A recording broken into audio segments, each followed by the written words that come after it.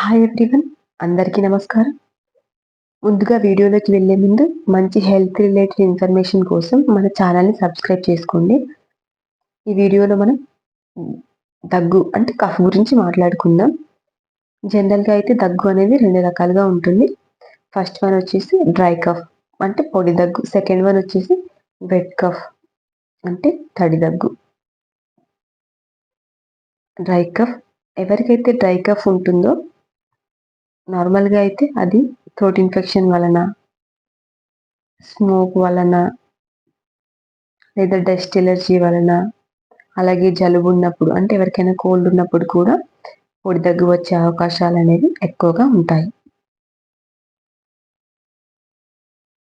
Dry cough, ఎవరికైతే పొడి దగ్గు అనేది ఎక్కువగా ఉంటుందో వాళ్ళు డెక్స్ట్రోమిథార్ఫిన్ అనే మెడిసిన్ యూజ్ చేయాలి, తొందరగా తగ్గుతుంది. నార్మల్గా కొందరిలో అయితే పొడి దగ్గుతో పాటు అంటే డ్రై కఫ్తో పాటు రన్నీ నోస్ అంటే ముక్కు నుండి వాటర్ రావడం, వాటరీ ఐస్, కళ్ళ నుండి వాటర్ రావడం, థ్రోట్ ఇన్ఫెక్షన్ ఇలాంటి సిచ్యువేషన్స్ ఉన్నప్పుడు మనం కొన్ని కాంబినేషన్స్లో ఉన్న డ్రగ్స్ యూజ్ చేయాలి. అవి ఏంటి అంటే డెక్స్ట్రోమిథార్ఫన్, యాంటీ హిస్టమినిక్ డ్రగ్స్లో వచ్చేసి డైఫినైల్ హైడ్రమైన్, క్లోర్ఫెనరమైన్ మాల్టేట్ ఇలాంటి కాంబినేషన్లో ఉన్న డ్రగ్స్ని అంటే మెడిసిన్ని యూజ్ చేయాలి డ్రై కఫ్ ఉంటే. వీటితో పాటు అంటే dry cough, runny nose, watery eyes, throat infection వీటితో పాటు బ్లాకెడ్ నోస్ అంటే ముక్కు దిబ్బడ ఉన్నప్పుడు dextromethorphan, diphenhydramine and decongestants అంటే ఫినైలెఫిటిన్, ఆక్సిమెటాజోలిన్ స్ప్రేస్ ఉంటాయి కదా, అవి యూజ్ చేయాలి. నెక్స్ట్ వచ్చేసి dry cough syrups. First one వచ్చేసి జీడెక్స్, సెకండ్ వన్ వచ్చేసి గ్లింటెక్స్, థర్డ్ వన్ వచ్చేసి అలెక్స్, ఫోర్త్ వన్ వచ్చేసి ఆస్తాకైండియస్. వీటిని యాంటీటర్సివ్ మెడికేషన్గా యూజ్ చేస్తూ ఉంటాం.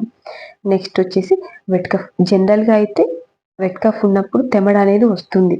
ఈ తెమడ అనేది అంటే స్ఫుటం అనేది వస్తుంది. ఈ తెమడ అనేది రావడం వల్ల మనకి శ్వాస తీసుకోవడానికి చాలా ఇబ్బందిగా ఉంటుంది. అలాంటి టైంలో ఎక్స్పెక్టోరాంట్స్, బ్రాంకోడైలేటర్స్ లాంటి సిరప్స్ని యూజ్ చేస్తూ ఉంటాము.